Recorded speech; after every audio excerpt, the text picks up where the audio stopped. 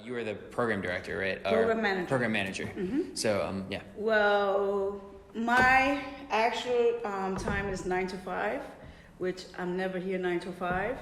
I'm usually here different times. Sometimes I'll be here at 7 o'clock in the morning, sometimes at 8, 8:30, usually before 9 o'clock. My time to go home, I don't have a time. It's whenever I'm like, okay, I could go home now. Because sometimes that I'm here until 3, 4, 5, 6. Sometimes I don't have coverage and I have to stay and coverage a second shift. So it all depends on the day. Wow, yeah. Hard work. So why did you begin working in this field? How long have you worked here? Okay, well, I started July 16 of 2018, so I haven't had a year yet. It's coming up soon. And the reason why I started working here is because I just relocated to Connecticut. I'm usually from the Bronx. That's where I lived and grew up. Huh? His grandpa's from Caldwell Avenue. Oh, I was Melrose by 161st, Yankee Stadium. Oh, nice. Yes. So I relocated here because my mother lives here in Connecticut and she got a little sick. So I came over here to take care of her. And I was actually traveling back to New York for 6 months because I didn't find a job here until I found this job. I had went to other interviews, but it's a big pay difference. So until I got this job, and it basically matched what I was getting paid before, so that's why I took this job.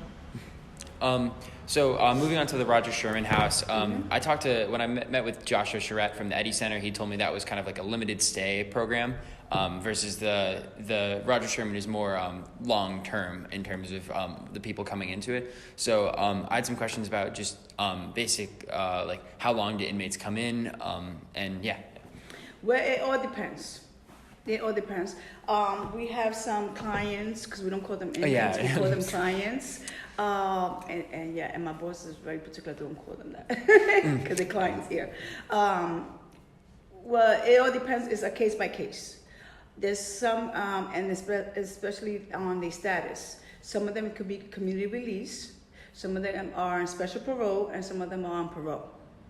So all 3 different status has different requirements. So, like for example, if they will, even though it doesn't matter, they have different status. If they come in and they have all the 3 IDs, like the birth certificate, social security, and the state ID, they're able to go out and get a job and find one.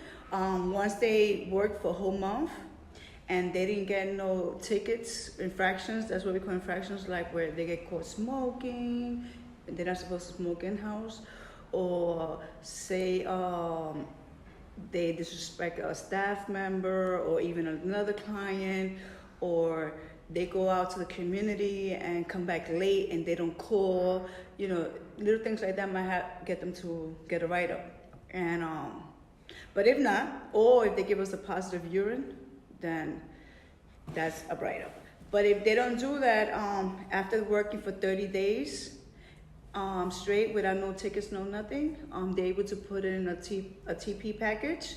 And once they put in that package to DOC, they do the investigation, where they investigate the home, where they're gonna go live and stuff like that. And if everything is approved, they could be out of here within 2 months. Where some other clients are, unfortunately, like sometimes the sponsors they put in don't qualify, they get denied, so they gotta continue. And some of them have to self-sponsor themselves. But if they're gonna self-sponsor themselves, the requirements for that is they have to be working more than 30 days and have at least $1,000 saved up.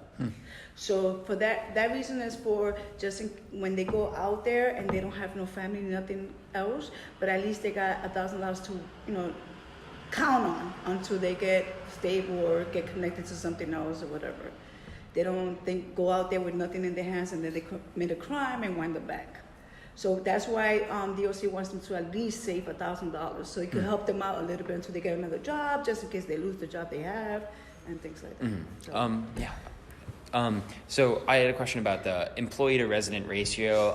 On the floor, I know talking to Jerome, it seemed like, I didn't ask him that question, so I didn't get a sense for that ratio. So, yeah. Of the clients that are employed right now? Or clients to kind of employees watching them, like on the floor at any given time, like or I guess like when we do spot checks, you're talking about, like well, it's required for the case managers to do at least once a month spot check, where they will go to where the client works and make sure they're working, or they can make a phone call and speak to the supervisor and make sure they're still working. On a weekly basis, the client has to submit their working schedule, and the case manager will verify with the employer and make sure that the schedule is correct and the time is correct. They sign off on it, it goes in the book. So when the client signs out to go to work, the person that's signing them out makes sure they have a schedule and they're not signing out when they're not supposed to. Yeah, so it's all kind of a very good system of monitoring, knowing where people are and making sure they're working. We have to do that at all times. Yes. So I kind of wanted to ask about I know I've talking to Jerome and other people, I've kind of come away with the fact that it seems the two hardest parts about rehabilitation are finding housing and finding a job. Could you speak to kind of the difficulties of maybe, especially in New Haven, or kind of how housing and kind of the job situation can kind of like extend someone's stay within the system of criminal justice? Well, one of the things that will be an obstacle is the IDs, the birth certificate, Social Security, because if they don't have it, they have to get it. Some of the clients are not from New Haven. They from other parts of Connecticut, like Hartford, or even from Virginia or something like that. So it's very hard for them to get their birth certificate, so then they could get the social. So that's one of the main factors is the IDs. Once they have that, then fortunately we have Jerome that has a lot of resources and he knows a lot of people. So people call him from temp agencies, friends that he has, and like from church or something. Oh, Jerome, we're looking for someone that has a pick lift license, or we need somebody that has the OSHA license, construction and things like that. And if you have any guys, can you send them? And so that's one of the ways to connect. But it's hard for them to find jobs on their own, especially when you have a criminal record. It's like you label, and some people don't want to give them a chance. You know, and I feel everybody deserves a second chance. It's hard for them to get a job. But a lot of them come with this attitude like, I'm not giving up, I'm going to continue and continue. We had this particular client that he did 16 years, and he never worked. So coming out the system, he's like, so I'm trying to help him create a resume. I'm like, come on, when you was in there, did you take a course? Did you did something? No. I'm like, you didn't go to school, you didn't get your GED, no, nothing. So I'm like, wow. So I'm here trying to break my head, like, how am I going to create a resume for this guy when he has no experience? But what I loved about him, he had this attitude, I'm still going to go without a resume, let them know that I never worked, unfortunately, and that I don't have a resume, but if they give me the chance, I will prove to them I could do the job.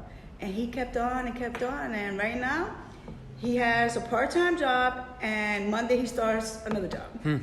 Awesome. Yeah, and he's like, Joanne, I did it. And I'm like, oh my God, I'm so proud of you. And me telling him those words, you had to see his face light up. Like, he's like, yeah, I did it. And I'm like, yes, I'm so happy for you. That's what I'm talking about, and stuff like that. So that right there makes me feel good because I'm like, you're like a role model for everybody else that find themselves against the wall, not finding a job. You never gave up. So, Yeah. And especially the housing part, it's hard to find resources here in Connecticut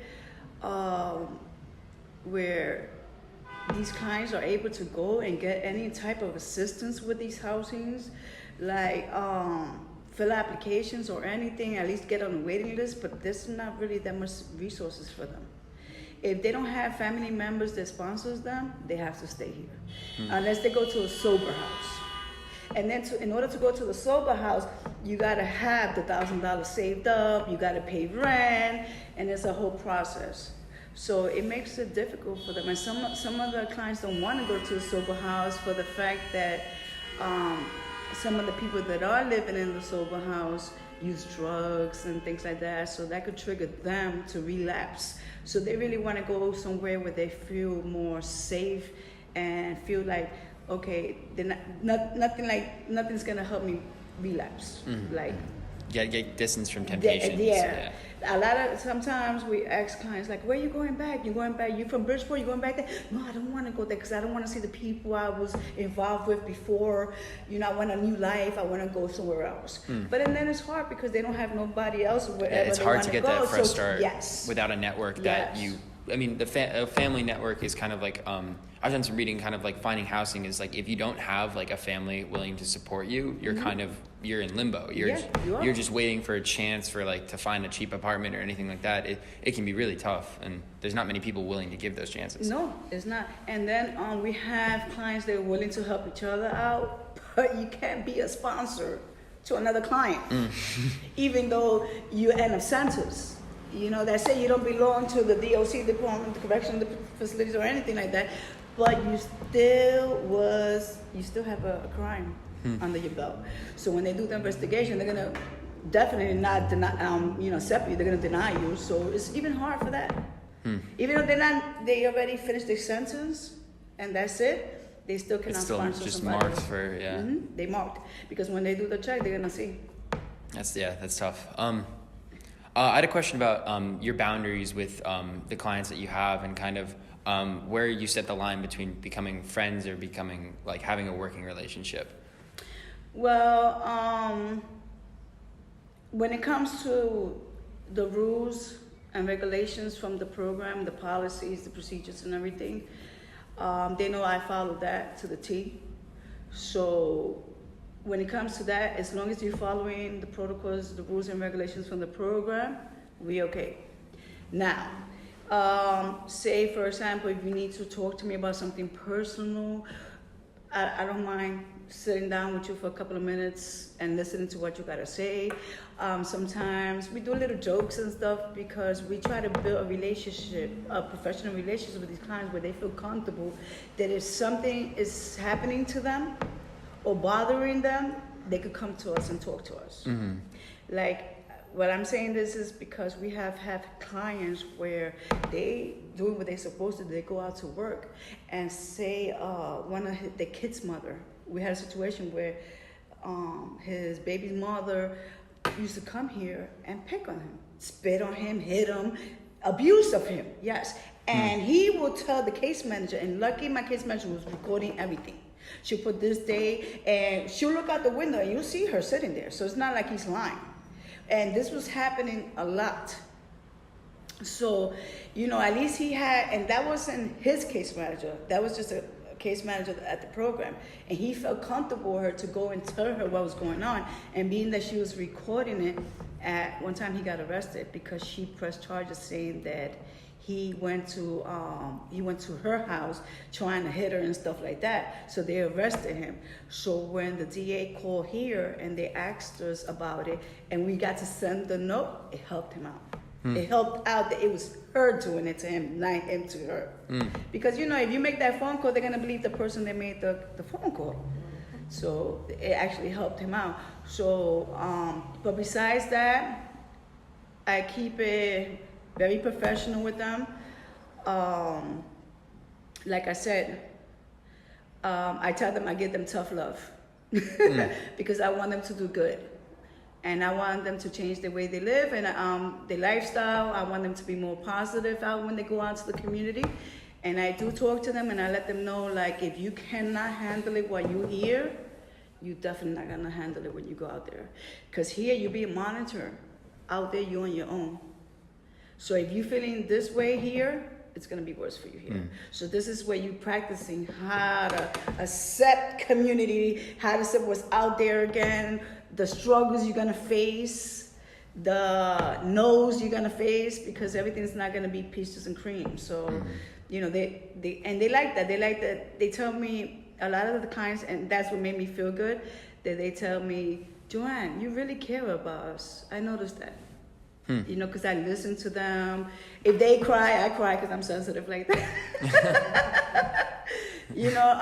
One thing is, like, if they feel proud, like, oh, they sometimes they want to hug me, I'm like, no, no hugs, handshakes, or, fists, but no hugs. And they're like, oh, but it's no. Boundary. we can't cross that. So they know, but we always keep it professional. I feel like it's an important line to have where you're treating them like people and you're caring for them, but you can't kind of allow yourself to form those friendships that would kind of almost make it harder when things go wrong. Yes. And I feel like that must happen where even if you try and put up those walls, it hurts when you put time and energy into helping someone and something goes bad. Can you tell me about any experience that you've had that has like weighed on you? Yes. Actually, like you learn every day. You learn something new. Like I've been working in the social service field for a lot of years now. I love helping people, and we had a particular client that when I started the program, he was here already, I think, of 3 or 4 months, and I used to see him and he was always sad. And one day I called him and I was like, what's wrong with you? He's like, no, I've been here 3 months and I can't get my birth certificate because he was from some other state and I don't have no family that could help me out. And I see everybody going out every day to go to work and I can't even do that. So I was like, wow. So me and his case manager, we worked hand to hand on how can we do it online, what else is there for us to help him, because he don't have no family members. And when we try to do it online, we hit the wall where his mother's name was incorrect. So we were like, so what's your mother's name? But this is her name. And then we were like, you have to find somebody. We were even put him online just to see if he could contact somebody on Facebook. Like try our best, like how we're gonna help this man. And until one day he went on Facebook and he got to find a cousin. It took like a couple of weeks after he went on Facebook, but somebody responded. And then his mother had a middle name that he didn't know. So then when they provide him that, we were able to get the birth certificate. Then after the birth certificate, we got all his IDs. He started working. And I'm talking about in a month, this man already had $600 saved. And I was so proud of him. I'm like, wow, like, this is what I wanted to see. Then he went out to work and he ran. He left. He never came back. That broke my heart. Wow. It really did. Because, we worked so hard. And I'm like, he's doing so good. And I'm like, okay, he's going to be one of those that walk out that door. And he went to work, never came back. So that really hurted me. Wow. Yeah. When you start seeing that like success happening and then it's just gone. Yeah, and I'm like, what happened? You could have left in 2 months. Yeah, I should have left him here. He would have been here still or something, but I don't want to think like that. Yeah, it's tough. And I don't want nobody else to pay for his mistake, but it really hurted me that he did that after everything that we went to helping him out and stuff like that. Are runaways like a common problem? Or I guess because it must be hard when you give people the freedom to go out every single day, there's always that risk that they might not come back. And that seems to be like something that at least I would worry about. It's not a frequent thing, honestly. It's not. It happens, but it's not something that I thought when I first started working here. I was like, oh my God, I'm gonna have an escape like every week or something like that. But no, I could be like 2 or 3 months without anybody escaping or anything. Good, and then it's only boof, one does it. Somebody that you didn't expect that will do it. So, and then it's like a lot of those guys that do escape are the ones that start working. They get some money and then they leave. Yeah, they think they have what they need. And, it's tough. I had a question about how often do you stay into contact with people once they leave the program? No. Once they leave, that's it. Yeah. There's clients that do call the program. Hey, how you doing? We say, hey, how's everything? I'm still working. Oh, I'm so happy for you, and things like that. Or they'll stop by, But me personally, like just calling them and stuff, no. Mm-hmm. If it was something that was required for us to do, of course I would do it just to check up on them and make sure. But it's not. Not. Like for example, we had this client that just left on Friday. No, was it Friday? Yeah, the 26th Friday. He didn't have nowhere to go. Nowhere to go at all. And then this particular person, he has a little difficulty because he had a surgery in his brains. Oh, I think I actually talked to Jerome about him earlier. Yes, yeah. And Jerome helped him out. Yeah, Jerome. Yes. Oh my God. It was like, you don't know. It was really hurting us and stressing us out because I was like, how he's gonna go to the street and how he's gonna be fend for himself. He's not abnormal, but he's not normal. Like, you know, he's like a child sometimes. So it's like I was worried for him. And then he was like, none of his family wanted to take him back. And if I'm not mistaken, the reason why is because while he was incarcerated, one of his sisters took his money from the bank. Because he gets an exercise check, disability check. And I think somebody was taken because then it came out that he owed the social service like $7,000. So Wow. he was reporting that and everything, right? And so they didn't want him in the house. And then the only person that cared for him was the mother, and she died like a month ago. Oh, wow. Yes, she died. So he was like, oh Lord. And honestly, I was so worried about him. Friday, I left work at about 8 o'clock at night. I called the program and I told the case manager, Manny, that was his client, can you call, this person just to find out if he's okay? And before he left, I made sure I gave him like 3 bottles of water. I gave him chips. I gave him bananas. I gave him fruit. He was like, okay, Joanne, that's it. And I was like, just to make sure you got food. Because I was like so worried about him. So, and then man, he was like, oh, I called him, no answer. And through the whole weekend, no lie, I was thinking about this, man. I was like, thank God, please, I hope he's okay. Monday morning, I come to work. Who's sitting there? He is. I'm ready. Because Jerome was trying so hard to find him a bed in that program, and they had a waiting list, so he had to wait until Monday. But he was here early on Monday, so when I saw him, I was happy. I was like, oh my God. And then to find out that Jerome said, oh no, it has to be until Tuesday. Promise, because somebody, I think canceled or something like that. So Tuesday. So he was here bright and early on Tuesday, and they took him. Actually, they drove him to the place and everything, so he's there now. So that's it. We won't worry about him no more. That's awesome. Yeah. That's a huge win. Like, yes, good feeling. Yes. I'm happy because I'm softy. It's because, I'm a mother, I'm a sister, I'm a daughter, and I just care. Yeah, it's kind of hard not to, in a weird way, I feel like look at these people like family, or almost like there's something more than just a work relationship, and that's kind of the tough line of. Even though you try to build that tough wall, there's always the softy that comes out somewhere somehow, Yeah. And you're people. You can't you can't cut that off completely, and that's, I mean, in a way you don't want to. Like, you still want to. And I let them know we help you as much as we can, whatever's in our ability. We can't give you money. We can't do certain things, but we could do other things that we try our best to do. And they see that. They know that whatever we tell them is not a lie. It's not just to paint it like, oh yeah, we get. No, they know that we're working towards helping them. If we cannot help them, it's because it's out of our hands. But they know that we try. I had a question about if you know the recidivism rate for the Roger Sherman House, and how that compares to like the national average or Connecticut's. And I think I know Connecticut's is a bit above the national average. And those stats are kind of hard to judge and hard to come by. But if I knew you was gonna ask me that question, I just send out my statistics. Where it reflects on it, and I didn't even look. I just send it out because I gotta send it to the OC every month. But up top of my head, I really don't remember. Honestly, sorry. No, 100% okay.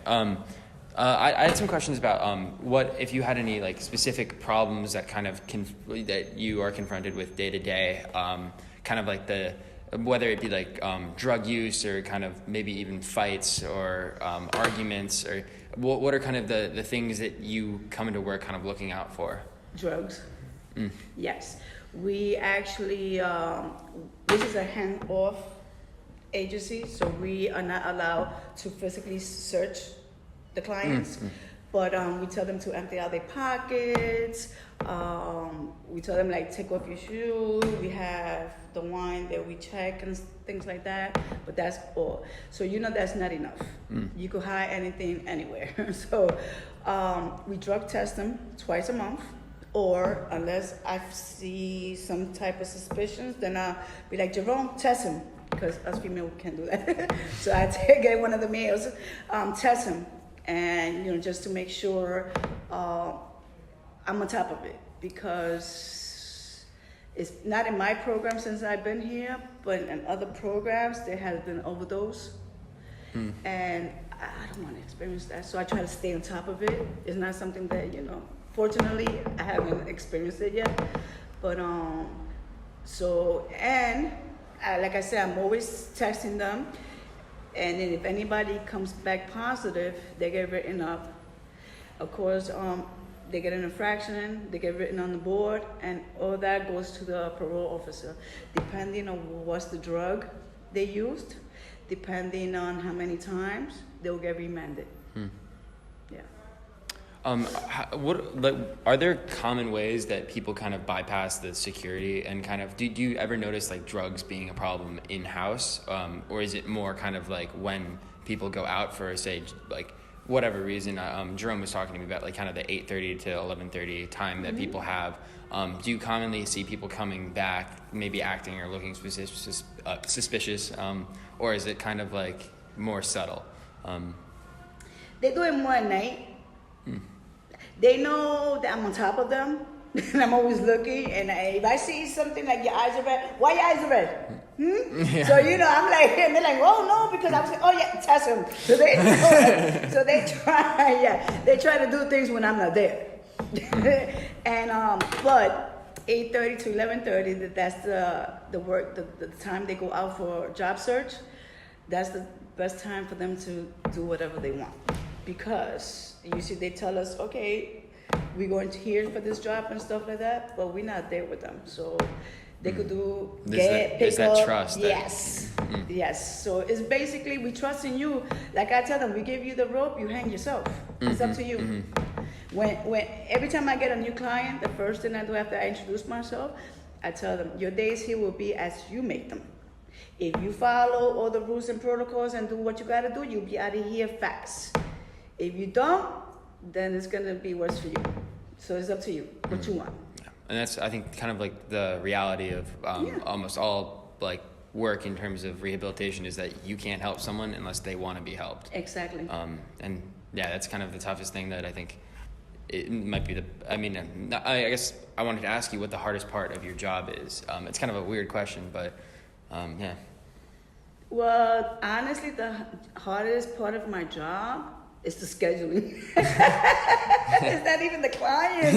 It's the scheduling or looking for coverage when somebody's calling out. Because we have 3 shifts here. And there always has to be the least 2 persons per shift. The least.